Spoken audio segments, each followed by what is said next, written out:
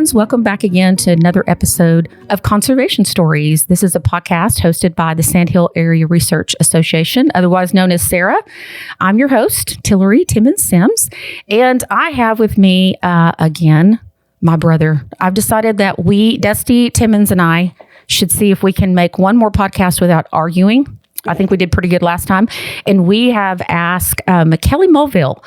Kelly is a viticulturist who manages the Paicines Ranch vineyard, and he is all things regenerative grape growing, I guess you would say. And this is why we have Dusty here, because Dusty is the past president of TWIGA, the Texas Wine Grape Growers Association. Thank you very much. And so he's going to ask the smart questions, and I'm going to ask the dumb questions. And Kelly, thank you for joining us. Thank you for having me. We really appreciate you joining us from California. This is early morning for you, and thank you very much. Can you give us a little bit about your background and kind of how you got into viticulture?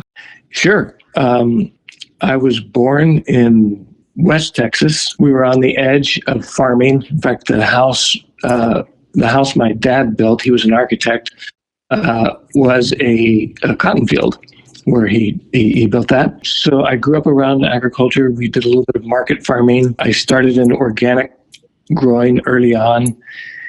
Ended up going to UC Santa Cruz to the program in ecological horticulture, which was at that time kind of the only place you could learn organic farming practices. And then shortly after that, I ended up running across Alan Savory. From that point, I ended up going to a wine tasting when I was working on a ranch, a very small town in Colorado, and realized that there's some really good wine out there.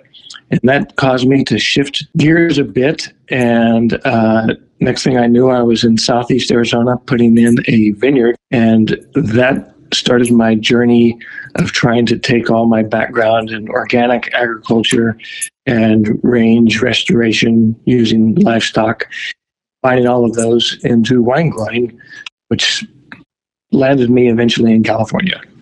That is really fascinating. And can you tell us a little bit about Paicines Ranch and where you're working now? Sure. So Paicines Ranch was originally a Mexican land grant. It's been in operation since 1846. And sometimes I feel like I've been there most of that time. Yeah, I've only been here 10 years, and I was the owner of this ranch, Sally Calhoun, and I knew of each other basically when I was in California before working on vineyards. But she came to a presentation I did at Eco Farm on some work that I'd done with converting basically a kind of a more conventional trellised vineyard to a system that allowed it to be grazed at any time of year. And I did that initial trial and research in California and ended up writing an article on that was published in Australia and New Zealand Grape Brewer Winemaker. And so consequently, I was invited to do presentations down there. But after going down and doing that, I realized that I was kind of trying to modify a system that was never meant to be grazed throughout the year, and that it was a bit clunky. And so I've done a presentation at Eco Farm Conference here in California, right near Paicines Ranch. And Sally was at that. And at that, I said, what we really need to do is look at how we are designing vineyards and how we might potentially redesign vineyards to be ultimately more diverse and sustainable, especially in the face of changing climate and loss of biodiversity. And so Sally came up to me after that and said, I want to do what you're talking about at Paicines Ranch. And I said, well, here's the thing. I don't really know how to do it. I'd be happy to jump on this opportunity, but it's going to be a learning journey for all of us, which it has been. But she invited me to come out and be part of this operation. And so I've been working on this ever since. I've never met Miss Calhoun, but I've heard a lot of good things about her investment in research and the things that she does on that ranch. It's pretty impressive. It certainly is. She's a an incredible force, but just amazingly down to earth person. I've did a little bit of reading back on what you're doing there. Can you walk us through basically the nuts and bolts of going from the bare ground to the decisions you made on your cordon height, training system, and even all the way into, what type of livestock do you run underneath in the canopy? Okay, great question, and it's always good to start from the beginning. The ranch is 7,600 acres. 600 acres of that are irrigated cropland, and the remainder is rangeland. So we're Central Coast California, inland a bit, 12 inches average rainfall a year, and it seems like it's either we're getting 3 inches or we're getting 20 inches. So it's very similar to us out here. And it's funny because when I went to UC Santa Cruz from West Texas, I got claustrophobia in the redwoods. That's funny. Anyway, historically, for 30 years, there were 1,000 acres of vineyards on this ranch, and they'd been removed in about 1995. So when I selected a spot, I looked around at the terrain and realized that the place that perennials are growing in this climate, in this location, are on the north-facing slopes, because that's where they have a little bit of shade. They don't dry out as quickly. And so I purposely selected a hill, which is predominantly north-facing. The first thing we did was, we didn't have to do much because it was pretty bare. The ground was not in great shape. So we leveled it out. We did an application of compost, and that was it. When the rains came, we ran cattle on there in the spring to graze down the vegetation and get some manure and urine on the site to help building the soil health. That first year, we had 7 animal days per acre, which means that we had basically the equivalent of 7,000-pound cows on 1 acre for 1 day. The next year, we added cover crop seed and had about the same rainfall, and our productivity increased tenfold. And I think that was for 2 reasons. One is that compost that we applied the first year had a chance to get kind of vitalized in the soil, and then that cover crop provided additional forage. The next year was the last year we grazed, so this is year 3, and we had similar animal days per acre, actually a little bit higher because we also started incorporating sheep into the picture. We ended up lambing on the site that was going to be the first phase of the vineyard. So before even planting anything, we were building the soil health. And the interesting thing when you look at that scenario is we did that while bringing in some income at the same time. So it wasn't all about just bringing in inputs. The primary input was a little bit of compost and a little bit of seed, and then having the livestock. Livestock took those the initial boost from those things and compounded it. 2017, we planted the first vines, and we got our first crop in 2021. And this year we had our 4th crop. So because I did not know exactly what I was going to do for a trellis system, I'd initially thought about using a system called DOV, which means dried on the vine, which is used by raisin producers in California. It takes a lot of infrastructure. It's fairly massive. I realized pretty quickly that it probably would not do well on a hill. And so about that time, as fate would have it, I was at a workshop, a viticultural workshop, and my friend Fritz Westnover, who's based in Texas. You know him, Dusty? I worked with him at AgriLife. AgriLife. Mm-hmm. Yeah, I know Fritz very well. Fritz got called up to do a presentation on the spur of the moment because somebody got food poisoning who was supposed to present. He just said, I think I have some slides, and went and checked out a bunch of people that Fritz recommended that were using the Watson system. Came back and decided that's what I was going to do. And so it's a high trellis. It's a divided canopy. It's the vine density less, but the yields are better than, say, a conventional VSP system. So there's a lot of things in favor of what we were trying to do. And when I say what we're trying to do, sometimes people mistakenly think that we were just trying to figure out a way to graze sheep in a vineyard during the growing season. But actually, it's much bigger than that.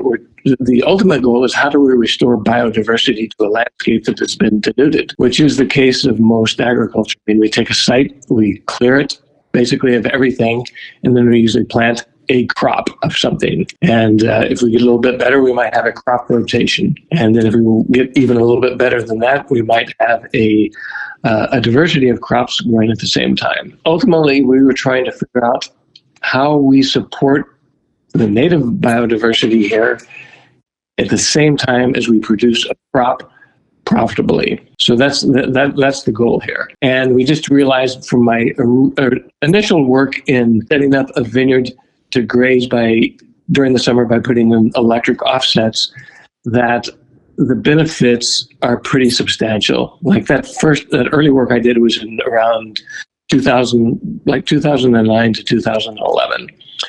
And we were seeing per acre savings of approximately $1,000 per year. In this area, the average size vineyard is about 1,000 acres. So if you use those numbers that are now almost 14 years old or so, savings would be $1 million a year. The economics has to work for everything in agriculture. That was a big indication that we're on the right track. Let me go back and ask a couple of little questions in here. It's interesting that I didn't realize that it came from the Watson training system. I think he had just got that perfected pretty much when I was with Extension. This has been, I don't even remember the dates. I'm just lucky if I can remember to get up in the morning. I consider that a win. So whenever it was, I was down there.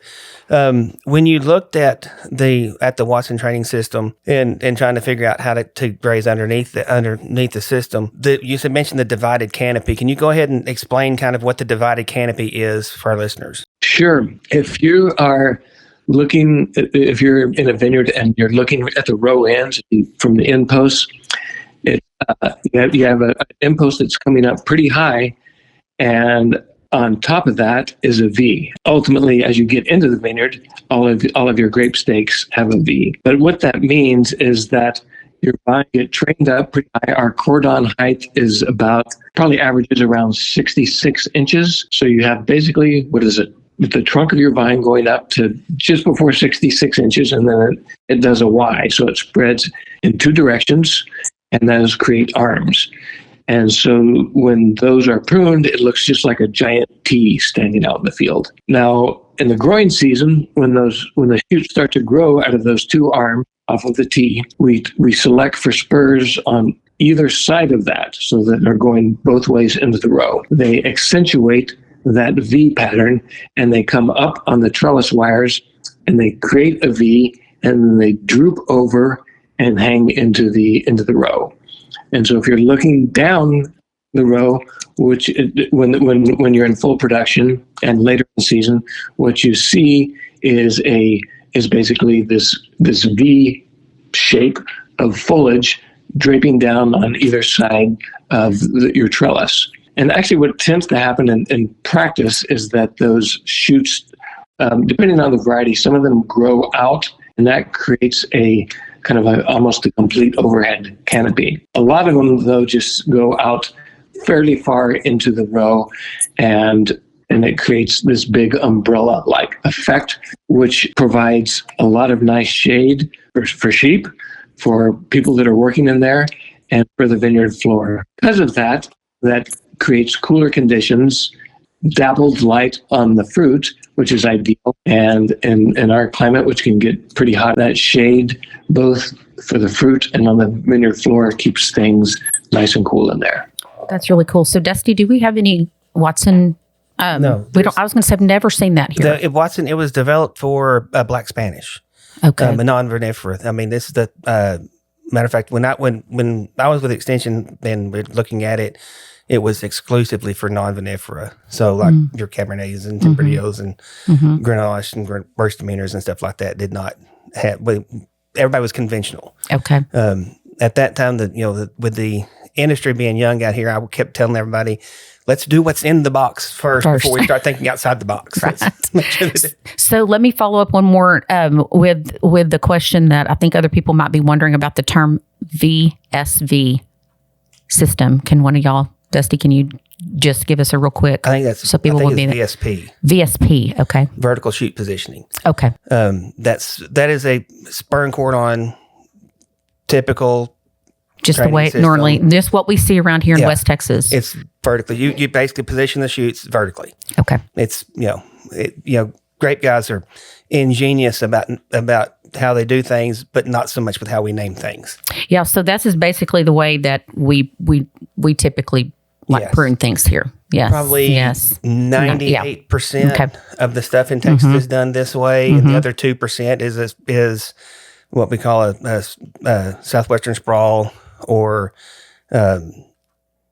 that's pretty much it. Okay. And there's some smart dicing, but very, very little, like 2 vineyards in the state do smart dicing. And Kelly, you were here just recently. Yep, I was in August. That's what I was thinking. The hot time of the year. Although I think every part of the year is hot time now. It feels like it anyway.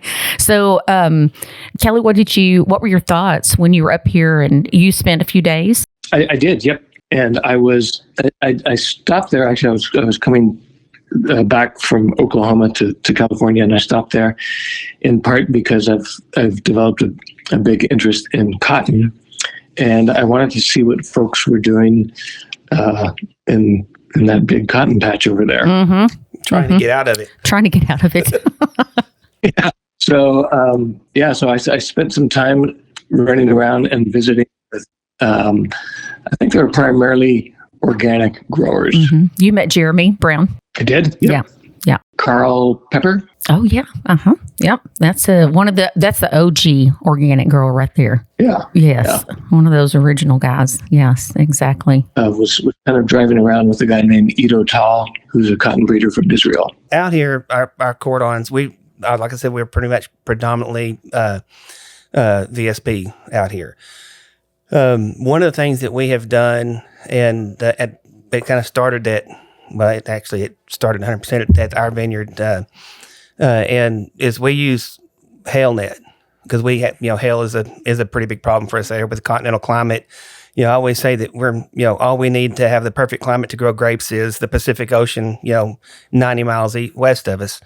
But with the continental climate, you have hailstorms and they can come in and be pretty severe. We've started hanging hail net in our vineyards, which it's a side netting. It's similar to shade netting they use in some of the vineyards up in Napa is where I've seen it used. It's similar to that, but different because we're cheap, and so we try to do it as inexpensively as possible. But have you ever looked at protecting the canopy from the side like that, and then being able to run sheep in, graze livestock in it with a conventional trellis system by just protecting the canopy from the grazers or browsers, I guess is what it would be? So I'm familiar with what you're talking about, and I've seen people actually using a similar setup for heat, intense sunlight protection. And so that's definitely a possibility and could be a side benefit for folks using that system, and that they potentially graze that pretty easily. The reason that I didn't do that in the vineyard here is because I had free range to figure out something that would provide additional benefits, and I didn't want to try and make a Volkswagen Bug or Mercedes. What I was trying to do is not just take an existing system and see how we make it a little bit better. Let's reverse that and say, what would be the ultimate setup for providing things like improved shade, improved access of the sheep to the vines, because I actually want the sheep to be able to browse all of the suckers for me. And so standing back and saying, is what we're doing actually working for the bigger picture that we're trying to achieve? And it's so easy to get caught up in. I mean, the first vineyard I put in Arizona was VSP. The first vineyard I designed actually was VSP, but then I just, it was a gradual process of realizing that there's different ways we can do this. When you look at what they've used, in other places in the world where they have grazed livestock to the vineyards, in times past. And we've gone more in towards, everything is every field is a dedicated field for a dedicated crop. When we pull that we've pulled that diversity out, like the vineyard, like in our vineyard, for example, up here, our rains have fall at weird times comparatively to, like, say, where it falls in California. California, you got the rains throughout the winter and then it's dry in the summer, and we always hope for rains in the winter, but we never count on them. This has been an unusual year. I think our vineyard this month has had 7 inches of rainfall, and I have got just scads of erosion that I've got to deal with. But we've moved. What I'm trying to do in looking at our vineyards is, we try to put a cover crop on our alleys in our rows, but we can't. We feel like we don't have enough rainfall to grow a cover crop without, substantial irrigation. We don't have enough irrigation to grow a grape crop with a cover crop in the vineyard. If that makes sense, I'm kind of talking in circles a little bit here. That is something that comes up a lot, Dusty. Like even when we're talking to different, like we've done a round table with different producers, and some of them are willing to put some irrigation, but most of them it's completely cover crops are rain dependent. Yeah. I think the thing that excited me the most when Tillery asked me to be on this with you was the very first thing I did. I always do when somebody says, "Oh, you got to hear about this. This is a regenerative agriculture," is the very first thing I do is I go look at where they are and I go find rainfall charts. Mm-hmm, exactly. And when I saw your rainfall charts, I thought, this guy might actually have something that we could work with, because regenerative agriculture works exceptionally well with 36 to 44 inches of rainfall a year. Well, and it depends on what you're calling regenerative and who's telling you what, and right. But going back, when you were talking about weeds, and when I was in college, the weed professor was always like, a weed is a plant that is out of place. Mm-hmm. A rose bush in a cotton field is a weed. Is basically how the theory went. When you're looking at your biodiversity, you said that you went in, leveled the side, and then put out compost and grazed cattle the next year. You just graze whatever. I'm going to call them weeds, because that's going to be what we're going to go with on this thing. Did you just graze whatever happened to come up on that hillside of weeds, grass, native come up on that hillside that year? And then you said the next year you went back in and planted a cover crop. What did you plant back into that site when you on the second year? Yep. So to answer your question, yes, it was just whatever came up. It was basically, we get a lot of annual grasses. Some of them are okay to graze. Some of them are not that great. So it was just grazing whatever was in there. But we're using holistic plant grazing, so we had pretty good density, and we're moving the cattle pretty often. So 7 animal days per acre. And so that would be the equivalent of each acre getting 7 animals for a day. That's just a figure we use to talk about forage production.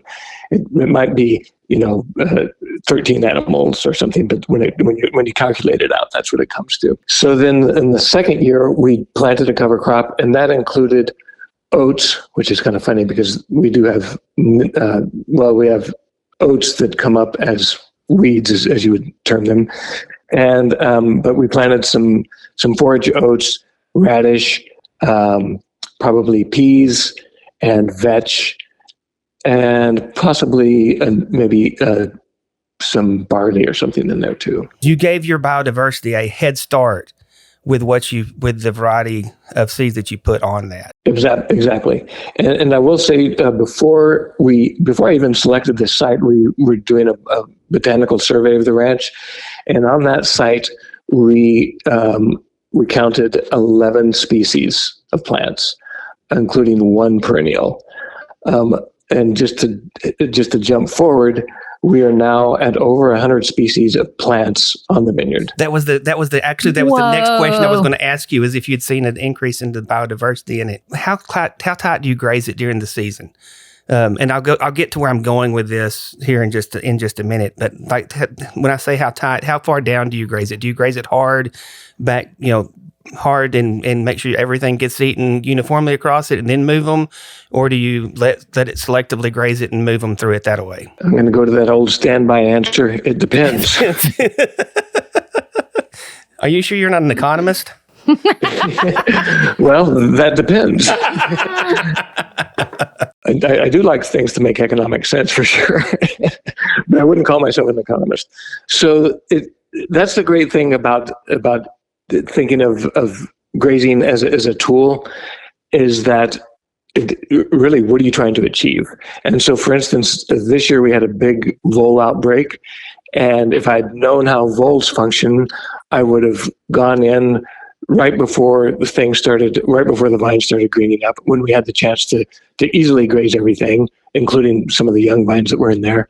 I would have grazed severely, so grazed it down pretty hard. And then that would have reduced the habitat for the voles. So we have that option. We have that option of grazing severely. But in general, during the winter when we're grazing, we will graze probably down about halfway or so, because we want to keep the photosynthetic capacity of the plant that's being grazed. We want to keep that high. If you graze it down to the ground, you're going to reduce the photosynthetic capacity, and you're going to be sacrificing roots to recover. So the plant's going to have to sacrifice roots in order to be able to recover. So if we don't sacrifice roots and we keep that photosynthetic capacity going, that is an engine that is pumping carbon and root exudates into the soil and feeding the soil biology. So it just kind of depends on what you're trying to achieve at any moment. And also if it's particularly wet in the winter, which we generally don't have to deal with, but it seems like it's either going to be really wet or pretty dry. We will kind of try and delay having the animals out there for a while. And if we do just need to put them in there, we will move them pretty quickly, because you can increase compaction in wet soil quickly. Yeah, that would be another, because there's a reason that a sheep foot packer is what they use to pack roads down. Compaction is an issue that we are beginning to see in vineyards out here in Texas. Our soils are typically a lot of sand. We're where the vast majority of the vineyards are grown it's predominantly a sandy loam, or a loamy fine sand actually. And so you don't have as much compaction in there, but just below the A horizon, you typically have an increase in clay, and we're seeing compaction down at about 16 to 24 inches, and it's impacting. We didn't think it was impacting our grape production until we went out and we did something to counteract that. Basically, we did a relatively deep ripping. We ripped it about 24 inches deep. And for 2 years, this is the second year that we've done it. And you could still, even last year, you could tell walking down the row how much better soil tilth you had in those rows where we had fought that compaction. So compaction was another one I was not concerned about, but I was curious about. When you said you had increased it to, what did you say, 111 different species of plants? Yeah, a little over 100. A little over, well, just call it 100 plus. When you see that, are you seeing an increase in? Is there any kind of an increase in a native versus a non-native plants that invasive? Are you seeing any problems with invasive species coming in and out competing some of the more native species that are native to your region in California? The quick answer to that is no. But we are seeing things that people would consider invasive. For instance, we now have some of the vines have Bermuda grass growing underneath them. We have some perennial western wheatgrass growing underneath some of the vines. We have coyote bush, which is a native that was the one perennial that was on the site before we planted. And we have Peruvian pepper trees. We have elderberry trees. We refer to this every year. It seems like there's a different thing happening. And last year was the year of trees popping up, and including palm trees. What? And so it's like when you manage for diversity, you get it all. Whoa. Man, here I was worried about nutsedge, and we've got nutsedge in a part of our vineyard, and at least I don't have palm trees. Wow. Of course, we'd have Chinese elms coming up in ours. We actually have Chinese, but Yeah. So we have a lot of stuff, and let me kind of stand back a little bit. So we started out with 11 species. We did cover crop for the first few years. We haven't cover cropped in 4 years. And one of the reasons that I quit cover cropping is because we had 2 severe drought years, including the driest year in recorded history in California, which 2 years later was followed by the wettest year in history. So it all evens out. Yeah. So when you talk about weather extremes, like I know you guys experience in Texas, we've got them here too for sure. So the thing that I realized, so I quit planting cover crops just because I could not predict what was going to happen in the year, and losing a cover crop 2 years in a row, it adds up monetarily, and so. But the thing that was happening, even though we weren't getting the cover crop germinating, we were getting natives and some of the introduced stuff germinating, and so we still had good ground cover. So at that point, I said, well, why even bother with cover crops? It's kind of like it was a good way to prime the engine, but now the engine seems to be self-driving, and we're still seeing an increase of 5 to 10 species every year. Of new species coming in. A lot of those are native stuff. Some of them are interesting things like narrow leaf milkweed, which is one of the favorite foods of monarch butterflies. And that is toxic to livestock, so the sheep don't mess with it. And we have all kinds of insects buzzing around that. And then we'll see other natives coming in. Now, I will say that last year we received a grant to do some native plantings. And so we planted some native stuff, native perennials that would end up coming in here, like the trees did, by birds. And they're primarily varieties that need a little bit of shade. And now that we have a little bit of shade happening on the property, things like a native honeysuckle and stuff, we're just planting this stuff. And the grant was to put in a hedgerow. And I told the guy who got the grant and pulled it together, who runs Wild Farm Alliance, when he said, hey, we need to come out and plan your hedgerow. And I said, I've decided we're not doing a hedgerow. And he said, well, you got all the grant money. You got to do it. I said, no, I'm still planting, but I'm just going to plant everything right inside the vineyard, underneath the vines. And there was a long pause, and he said, God, that's a great idea. And he said, so we'll see how it works. And they're doing fine, except for the things that got taken out by voles. Yeah, they're doing fine, except for the things that nature killed. Go figure. Right. Yeah. I say that completely tongue in cheek, but anyway, I was going to ask you. You said you planted native honeysuckle. The honeysuckle, I'm sure that 99% of our listeners are thinking of is what we grow out here. That is a very big vine, and it gets big and brambly, and you plant that on everything. You plant that on your back fence. Yes, yeah. You plant it on the back fence, so it'll climb up. Are we talking the same kind of growing habit, or is it a low growing, running? What does it look like? It's a climber, but it's not nearly as vigorous as the honeysuckle we know from Texas. Okay, I guess I'm assuming that, since you're grazing livestock in there, they'll pretty much keep it off of anything that's growing at eye level, because they're going to be, hey, look, there's something to eat right there. Has it been growing long enough to see if it's going to climb up and get into your cordons, or is it, or if it has not been long enough, are you anticipating that being an issue that you're going to have to look at? It hasn't made it up that far, but so far I haven't noticed it being browsed, and so we hope that it will make it up to the cordon, and because it's kind of the opposite of the honeysuckle we're talking about, in that it's a very fine plant. It's small leaf, and I think it would be kind of a very compatible in the trellis, actually. So, but we just have a few of those plants. If it's problematic, then we'll take it out. But I think that I have no problem with having an additional vine in there. And this year, I think I will try planting some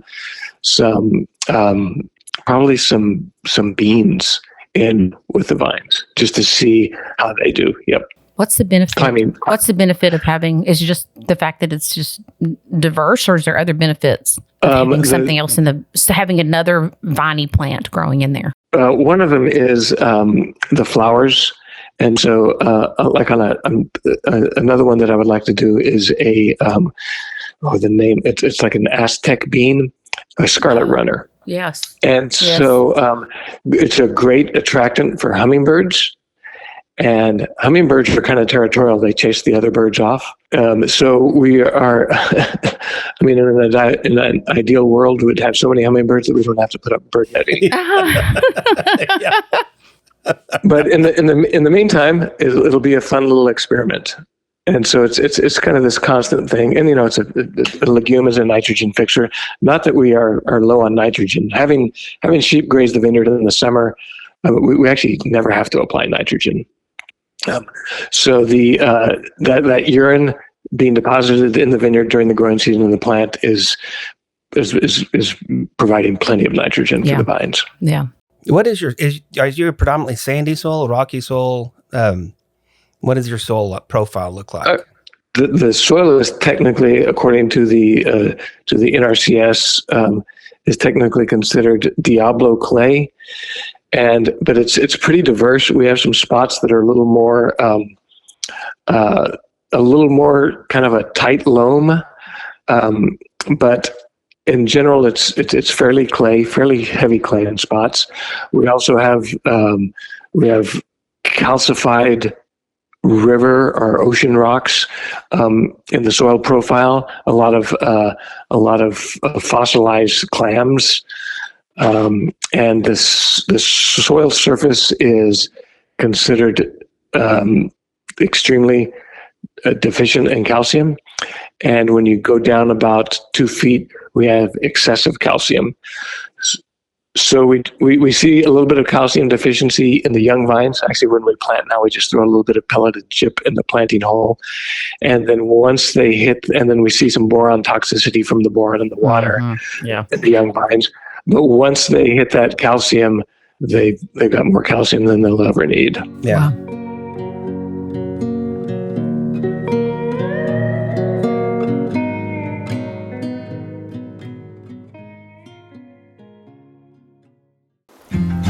Out here on the Texas plains, water is everything, and there's a resource that's as vital as it is fragile: our playa lakes. These lakes are nature's reservoir, catching rainwater to recharge our aquifer and provide lifelines for wildlife. But now they need our help. In collaboration with the Texas Playa Lakes Conservation Initiative and the Cargill Global Water Challenge, Sarah has started the Our Legacy is Tomorrow's Water initiative to inspire and work with landowners to restore and protect our playa lakes. Each playa we save helps secure a sustainable water future for the generations that will be coming after us. Whether it's improving soil health, restoring habitats, or recharging groundwater, we are committed to making a difference. Together, we can build a legacy that we can all be proud of. To learn how you can join in, visit the Playa Lakes Restoration Initiative page on the Sarah website. Let's keep Texas water flowing strong for the future. Visit sarah-conservation.com. We have a very odd soil profile out here. It's if we had unlimited water, we could grow whatever you wanted to. Mm-hmm. It's a good growth medium, but it's predominantly sand in a lot of areas. Up north, at the Plainview Health Center, north of Lubbock area, that's more clay and holds more water. But down south, it's predominantly sand. That's where most of the vineyards are. Not all of them. There's a few people up there that are growing it, but where we've got the sand, we also typically don't apply hardly any nitrogen, but it's mostly because where our vineyard sites are, they've been growing cotton for 80 years and they put, way more nitrogen in it. The nitrogen leaches through the soil to the cleachy, semi-permeable cleachy down there. And then by the time your vines get to it, then you're like spending the next 10 years trying to not put any nitrogen on so you can pump the nitrogen out of the soil. And so you can get it back down to where the vines don't grow like gorillas. Yep. Another thing I wanted to ask you about was in looking at your at the winery, the vineyard's website, you have a very unique blend of varieties that you have selected. And it made me feel comfortable because that's kind of like what we are out here. We just we've got a bunch of different things. But what went into your selection of the varieties that you did plant? Was it deliberately because of market need, or was it deliberately as a how they grow type issue? Well, because this can be a pretty hot growing area, I wanted to select vines that come from areas that are hot and have proven to do well in hot climates. That was one of the criterias. Since that first vineyard that I put in the Chiricahuas, I was looking at. I actually kept a list of varieties that I thought would do well in that type of climate. The other factor in that was that, and so in this area, there's a lot of Cabernet being grown, some Merlot, some of kind of the mainstream varieties. And because we're small, the vineyard is just 25 acres at this point. I realized that our clientele for buying grapes was probably going to be some of these smaller producers that are making wine out of varieties that are a little bit more unusual, and rather than competing with the big guys. And so we got a little bit of input from those folks as well as far as what they were looking for. And then we're just going back to our list and saying, okay, well, let's try this and this. And some of the things, for instance, were accidental. I had planned on planting, Albarino. I think it was Albarino, and they didn't have any. And so, but they had a Certico. And the Certico is a Greek variety, and we ended up just getting that and planting that. And that is the Certico grown on this site almost sells out before it even goes on the market. So it's limited. It's grown in a kind of a unique way, and the winemakers are doing a good job of promoting the growing practices that we're using here. And so, right now, as of this year, we're working with 9 different wine growers, or winemakers, and they are all pretty small. They are all doing kind of unique stuff and kind of have have strong following for their wines. So that's been helpful in creating that market. We did plant some Cabernet just because we're trying to. This part of this is just inspiring others to think differently about how wine can be grown. And since our neighbors are doing a lot of Cabernet, we said we better do some Cabernet so that they don't just come over and say, well, you can do that with all those weird varieties, but you probably couldn't do it with Cabernet. So the first Cabernet crop was this year. So I did not know how Cabernet grows on your site. For us out here, Cabernet is a very aggressive. It puts on a lot of canopy, and it works out pretty well for me because I get to skip irrigation on that block. When something like Roussanne, our white grape Roussanne, it needs the water. We got to keep watering. We basically keep watering the whites and stress the reds a little bit. But Cabernet is one that it is so aggressive and so vigorous that we can skip water to try to slow that down on that. But I would assume on your site, do you supplemental irrigate your vineyard, or is it completely dependent on rainfall? It's irrigated. Okay. Which I'm going to say, at least at this moment, it has to be. I mean, we've had years with 2 inches of rain. Yeah. No, believe me, I understand 100% on that. We've got we may actually have the only 100% dry farmed vineyard.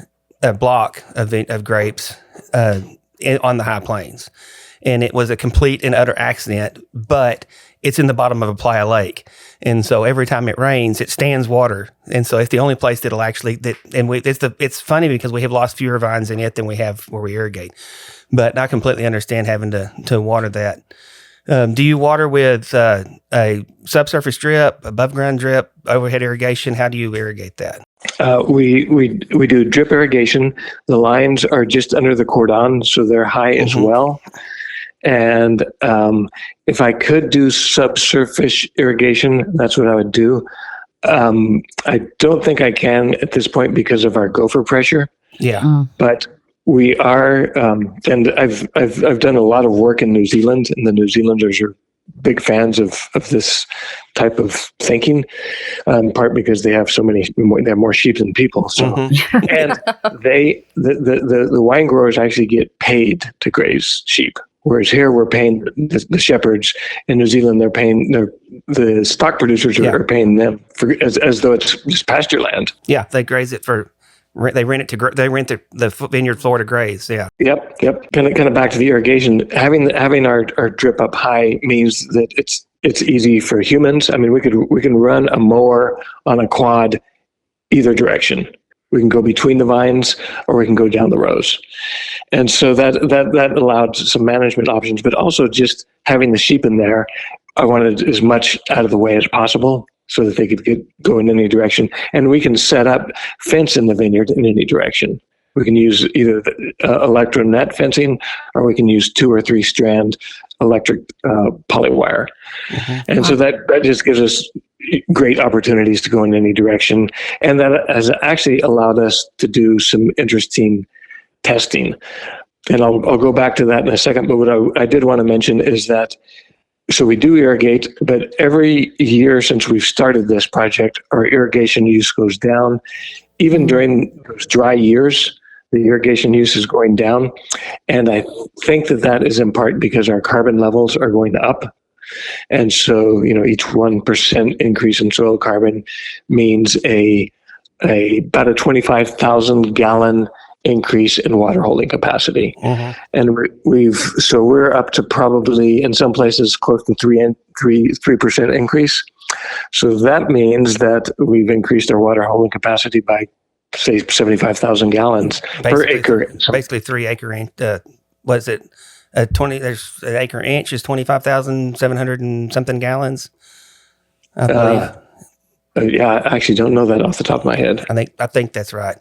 So you basically added 3 inches of water holding capacity to your soil per acre. Yeah. So that's huge. Big savings through that. Wow.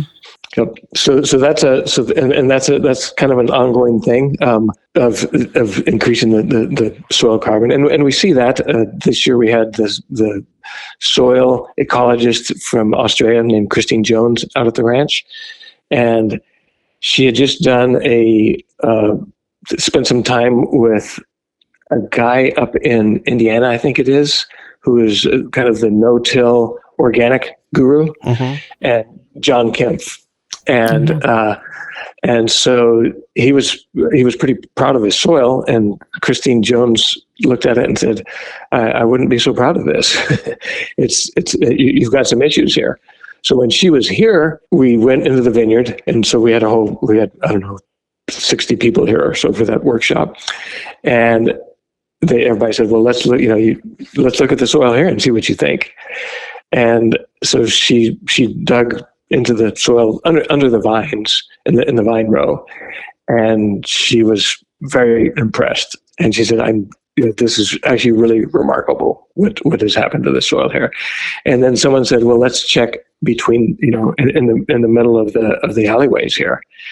And Christine said, well, I don't think you'll be able to get a shovel in there. It hasn't rained in 6 months. And 2 women picked up a shovel, went over, and they said, hey, it's actually pretty easy to dig in here. And so we all went over and looked at that, and it just compounded this, the results of what has happened from our management practices, and that the soil has become more friable. It's got a lot more earthworms in it. It's more conducive to a diversity of plants and rodents. And so anyway, we feel like we're on the right track in that regard. Yeah, that is so interesting, and I don't know how much that will carry over to sandy soil, but it would be interesting to see some of those things tried in our area. And I appreciate the fact that you're also looking at the bottom line, the economics of it, because what sounds good but doesn't pay is worthless. Yeah, there's the 2 biggest trials. I assume that you're all being on the Watson, you're hand harvesting your crop. Is that correct? That is correct, but I will add to that before we put in the trellis system, I ran the trellis design by all of the grape harvesting companies that I know that are working in this area.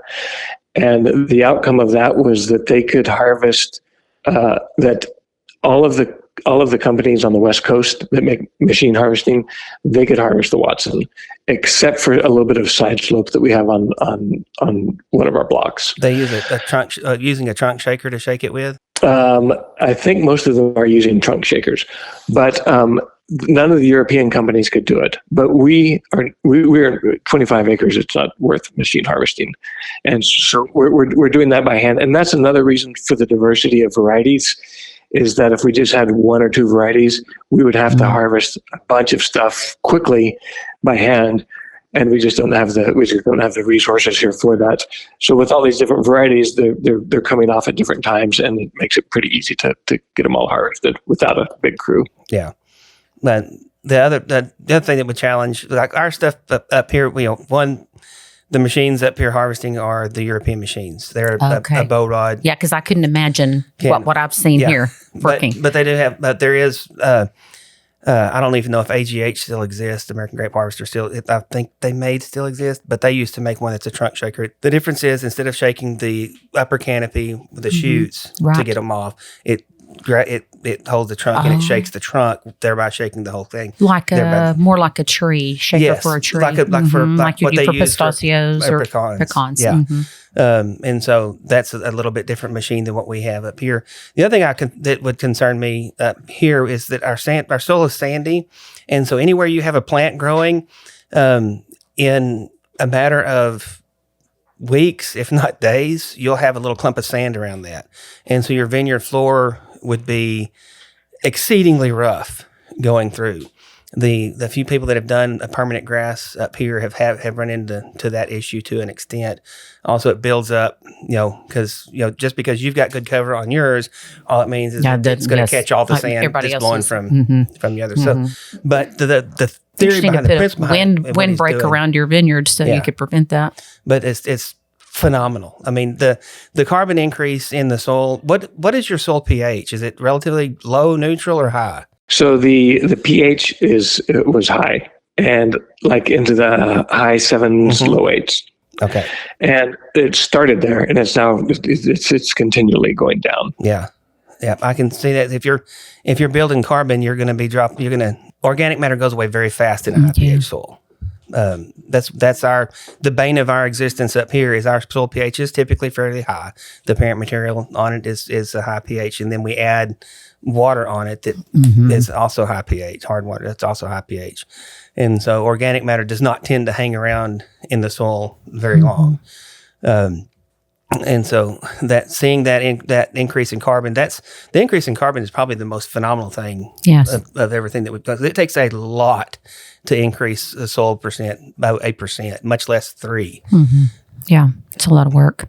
So what variety of the varieties that you've picked, that you selected, and this is going off the regenerative and then kind of into an economics class section a little bit, which variety of yours is doing the best in terms of quality, and which one is doing the best in terms of yield? Okay, so this year we were getting 5 tons to the acre for our Grenache, and we had to actually do that by looking at the vines that were mature. We have a loss. The first year of planting, we lost 2/3 of the vineyard, and that was a large part due to the nursery stock that had been underwater for all winter. So when we planted it, most of it never sprouted. We did have a fair bit of loss from squirrels as well, but so consequently, we had a diversity of age in the vineyard. But this last year, we were able to say, okay, let's just look at the yield off of the vines that are pretty close to being mature. Yeah. And so we were at 5 tons to an acre on that. And so that's and it'll probably go up a little bit from that. Eventually, as all the young vines and replants come into their maturity. So that's been a good producer for us, and it does well on this training system. Actually, we haven't found anything that isn't doing okay on this system. I mean, we had 17 varieties, and The Assertico has proven to be a low yielder, but it is also the most, for ease of production, it's like the Watson system was made for it, even though historically Assertico has been grown on the ground in like a bird nest thing. Yeah. And so we joked around that I joked around with my crews when they were first coming up. I would have little talks with them and saying, this might feel a little weird, but this is how you're meant to grow. And so they come up. The spur spacing is perfect. The canopy is kind of sparse, and it is one that actually grows all the way across and connects. And so it's very beautiful in its form out in the vineyard, but the yield is a little bit lower than the others. And so I think that the way that we'll eventually deal with that is to raise the price on that. Yeah. Verdejo has proven to be a really good white for us. Picpoul Blanc has been good as well. It does well here as well. Now I need to tell the tragedy story, our first big tragedy here. I guess that the first planting was a big tragedy, losing. Sounds like it. But this year's tragedy was voles. I had never seen a vole in this vineyard. Sally, who owns the ranch, has never seen a vole on the ranch in 25 years. And so we saw the voles and we thought, God, there's getting to be quite a few of them. And then we started noticing that they were doing a little bit of damage to the trunks. And about that time, I went to New Zealand to do some presentations and was gone for a couple of weeks. I got a text from the guy who's taking care of the vineyard, and he said, it looks like we might end up losing a couple of these vines from the voles. They're so severe. By the time I got back from New Zealand, it was too late. And we're now looking at that we probably lost about 2/3 of the vineyard again. And that was from girdling. And I thought that it was because of our management practices, because we leave the vineyard floor covered with pretty thick grass, dead grass. And we've not done any tillage in the vineyard. Actually, we've not done any tillage on that site since we initially leveled it. We did do ripping on the first section, but we did not rip the entire second section. But then talking to neighbors, they were having a heck of a time with it too. And neighbors that were conventional and left bare ground. I do think that going forward, for instance, if next year, we in the late winter, early spring, we saw a vole, we would probably assume the worst and graze severely and keep the vegetation down low. The other thing that we're going to do this year, we're assuming the worst for next year, we're going to put vine protectors on every vine, and those need to be buried at least 4 inches, and they need to be up above by probably a foot or so. And so we'll do that. And I'm even trying to find a metal version of a grow tube. Because they did chew through. We ended up putting grow tubes around everything, but they chewed through those. Wow! Oh my goodness! So now that people haven't figured it out yet, that's kind of like a mouse, almost a mole. It's like it's a rodent, closer to a prairie dog. Oh, yeah, but it's about the size of a mouse, a little bit bigger, a little bit different color, and so in struggling to figure out how to manage these things, I called the neighbor who has the oldest vineyard in the area, about 70, 80 years old. And I asked him, I said, so did you get any damage? And he said, yeah, I lost 30% of my crop. And I said, when's the last time you had voles? And he said, 30 years ago. Oh, wow. And he said that was the first time, and he's probably as old as the vines. Wow. And so in his life, that was the first time he'd seen voles. Wow. And voles behave differently in different parts of the country. And I think they're basically just about everywhere. But in some of the wetter regions, they don't have these locust-like outbreaks. But in these drier areas, and we've had a few good rainfall years in a row, then we got the plague of voles. Yeah. Well, this has been so good. I really appreciate it. Dusty, I appreciate you coming on to ask the right questions. And Kelly, thank you so much for graciously giving us your time. So much interesting information, and maybe some is applicable to us. What do you think, Dusty? Oh, yeah, absolutely. Kelly, keep up the good work and keep doing what you're doing. I think I'm super excited about it. Yeah, someday I want to come and see Paicines Ranch. It's on my bucket list. Yeah. Yep, you have to do it. Well, friends, thank you for joining us again for another episode of Conservation Stories. And one way you can help us, if you would, is to like and share this podcast. We would really appreciate that. That helps get us in front of other listeners. And it's a way that you can participate in what we're doing. So we look forward to visiting with you again on the next episode.